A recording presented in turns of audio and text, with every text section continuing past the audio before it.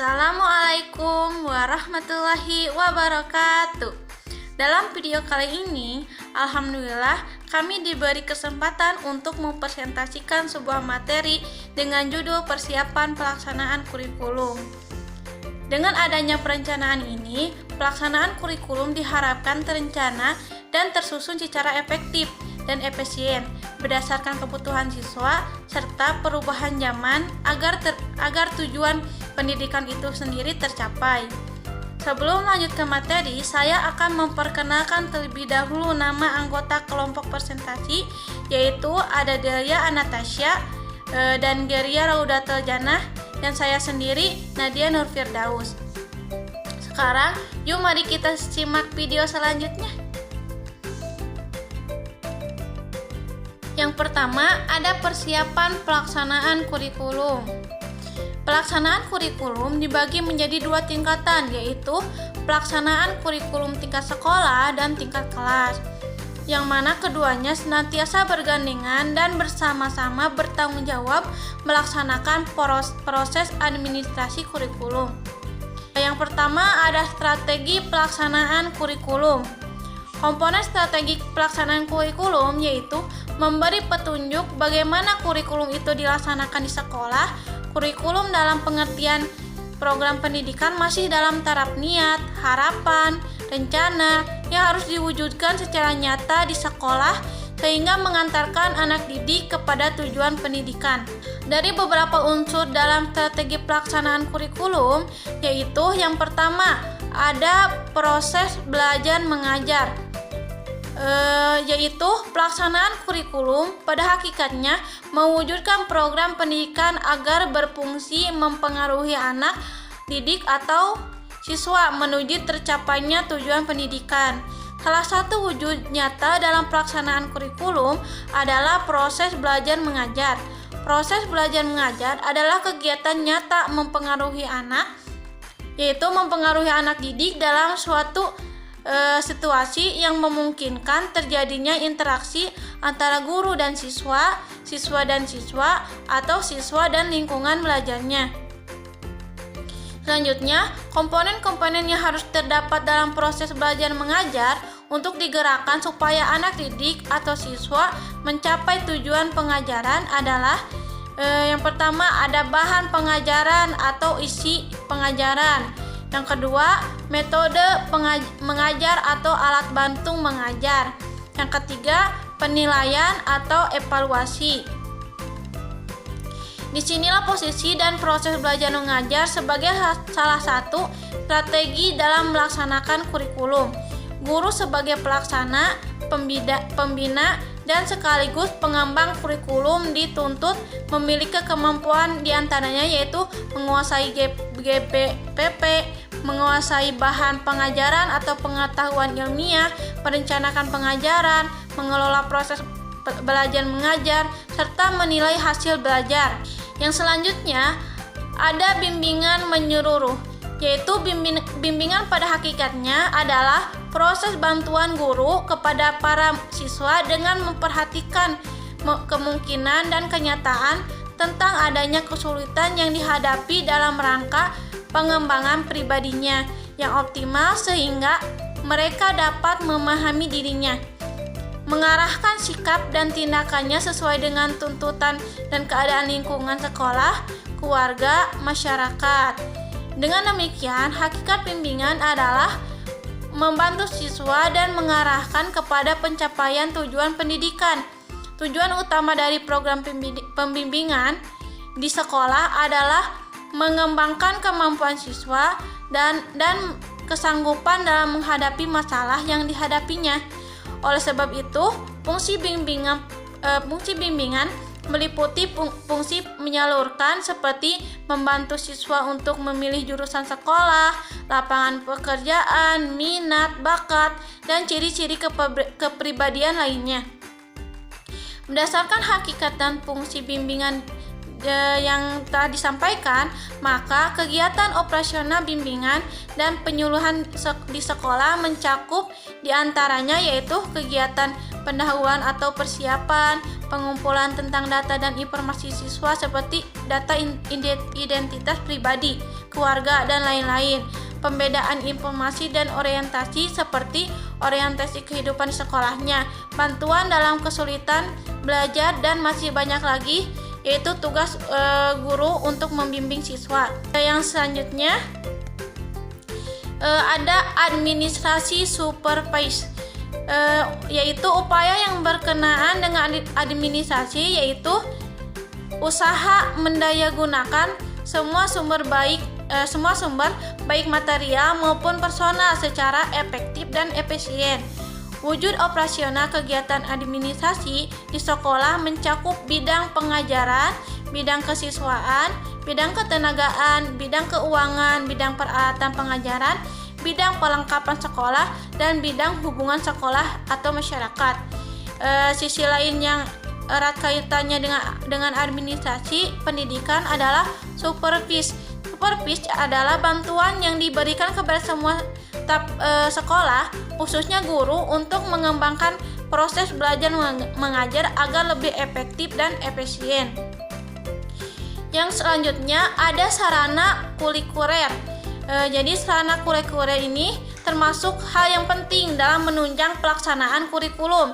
Di antaranya yang pertama ada sarana instruksional yang mencakup alat-alat laboratorium, alat peraga pengajaran, buku-buku pelajaran, perpustakaan, dan lain-lain. Yang kedua ada sarana personil, artinya tercukupinya jumlah staf sekolah, terutama tenaga guru, tenaga administrasi, dan tenaga non-guru. Yang ketiga ada sarana material, yaitu menyangkut kebutuhan alat-alat fasilitas seperti ruangan kelas, ruangan laboratorium, ruang rapat, ruang bimbingan, dan lain-lain beserta pelengkapannya. Untuk pembahasan selanjutnya yaitu tentang penilaian hasil belajar. Penilaian hasil belajar dilakukan oleh guru dalam 2 tahap. Tahap pertama, penilaian yang dilakukan pada akhir program belajar mengajar yang sering disebut penilaian formatif. Nah, tujuan penilaian ini lebih diutamakan untuk memperbaiki proses belajar mengajar, bukan untuk menentukan angka kemajuan belajar siswa. Untuk penilaian tahap kedua adalah penilaian yang dilakukan pada akhir program unit program, misalnya akhir catur bulan atau akhir semester. Nah, penilaian ini dinamakan penilaian sumatif dengan tujuan menentukan angka kemajuan belajar para siswa. Nah, ada administrasi pelaksanaan kurikulum. Di sini ada pendapat Sondang S. Yagian dalam buku Umar Hamalik.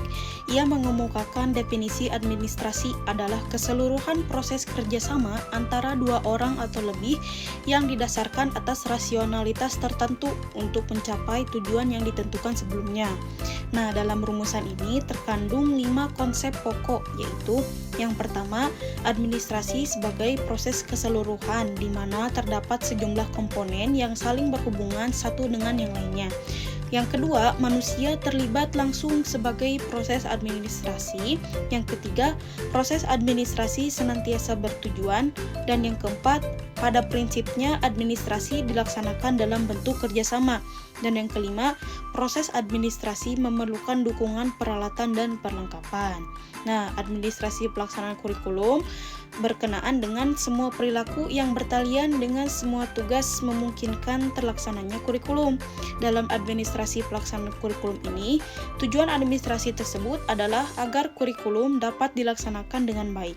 Administrasi bertugas menyediakan atau mempersiapkan fasilitas material, personal, dan kondisi-kondisi agar kurikulum dapat dilaksanakan.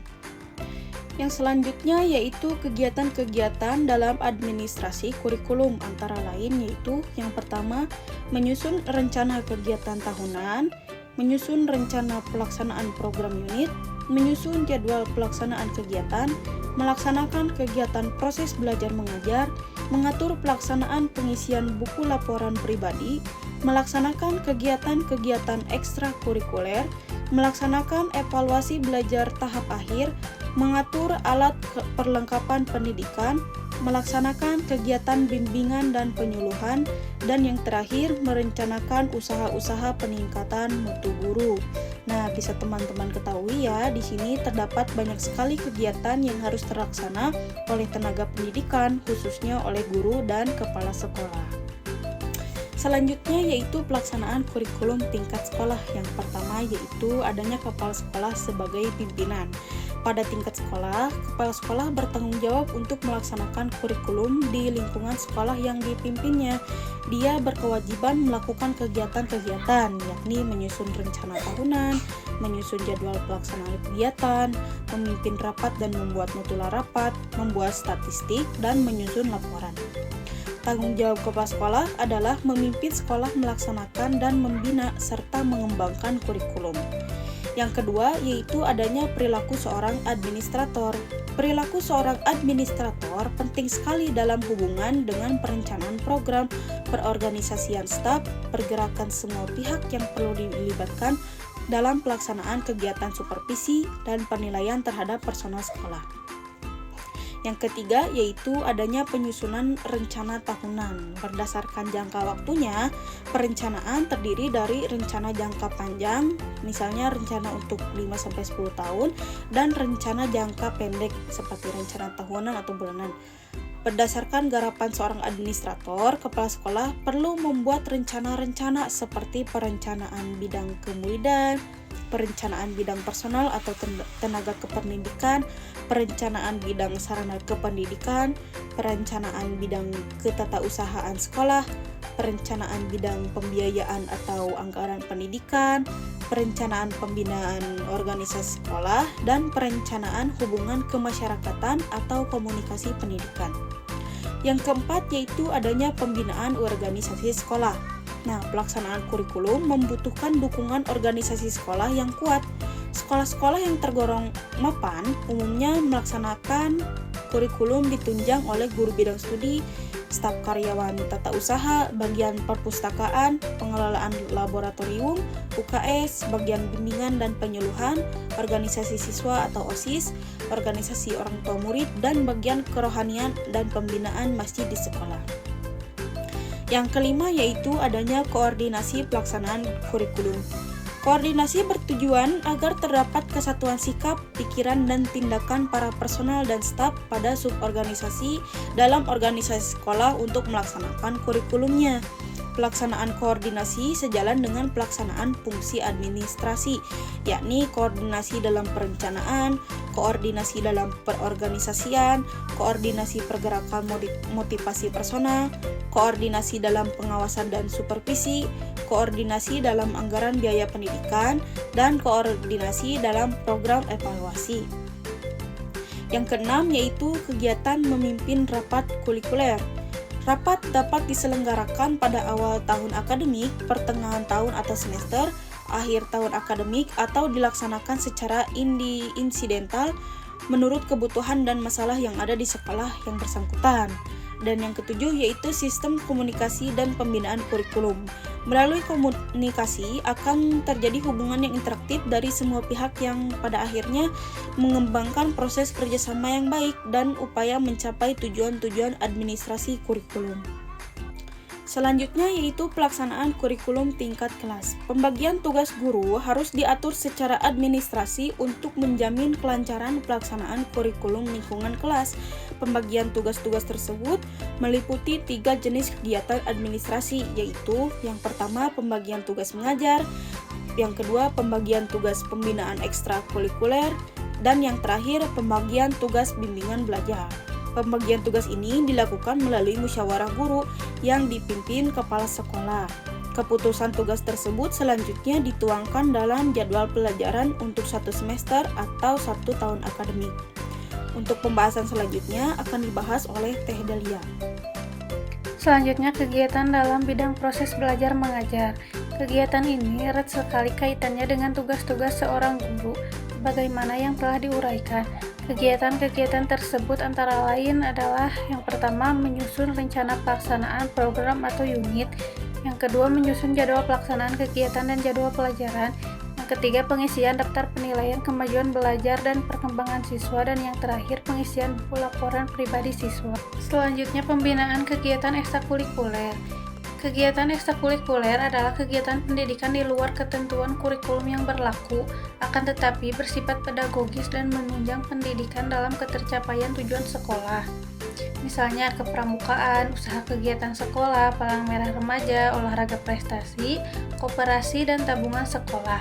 Kegiatan ekstrakurikuler ini mengandung nilai tertentu, antara lain, yang pertama memenuhi kebutuhan kelompok, yang kedua menyalurkan minat dan bakat, yang ketiga memberikan pengalaman eksploratorik, yang keempat mengembangkan dan mendorong motivasi terhadap mata pelajaran, yang kelima mengikat para siswa di sekolah, yang keenam mengembangkan loyalitas terhadap sekolah, yang ketujuh mengintegrasikan kelompok-kelompok sosial, yang kedelapan mengembangkan sifat-sifat tertentu, yang kesembilan menyediakan kesempatan pemberian bimbingan dan layanan secara formal, dan yang terakhir mengembangkan citra masyarakat terhadap sekolah. Selanjutnya, kegiatan bimbingan belajar. Guru memegang peran utama dan bertanggung jawab membimbing para siswa untuk mengembangkan potensi yang dimilikinya dan membantu memecahkan masalah dan kesulitan para siswa yang dibimbingnya, dengan maksud agar siswa tersebut mampu secara mandiri membimbing dirinya sendiri. Tujuan utama bimbingan yang diberikan guru adalah untuk mengembangkan semua kemampuan siswa agar mereka berhasil mengembangkan hidupnya pada tingkat atau keadaan yang lebih layak dibandingkan dengan sebelumnya. Bimbingan berupa bantuan untuk menyelesaikan masalahnya sehingga dia mandiri dalam menyelesaikan masalahnya. Bantuan dalam menyesuaikan diri dengan lingkungan sekitarnya seperti keluarga, sekolah, dan masyarakat. Secara umum, prosedur bimbingan dilaksanakan dengan adanya analisis, informasi, orientasi, penyuluhan, penempatan, dan tindak lanjut. Dari materi yang telah kami sampaikan, dapat diambil kesimpulannya, yaitu kurikulum merupakan suatu alat untuk tercapainya tujuan pengajaran dan pendidikan, dengan peran serta tugas yang harus dijalankan oleh guru itu sendiri atau kepala sekolah, yang mana dapat menjalankan pelaksanaan kurikulum dengan persiapan yang matang dan berkembang dengan menjalankan fungsi, tujuan, dan alat serta yang telah dipersiapkan dengan sebaik mungkin. Alhamdulillahirrabbilalamin, materi telah kami sampaikan, semoga bermanfaat. Terima kasih. Wassalamualaikum warahmatullahi wabarakatuh.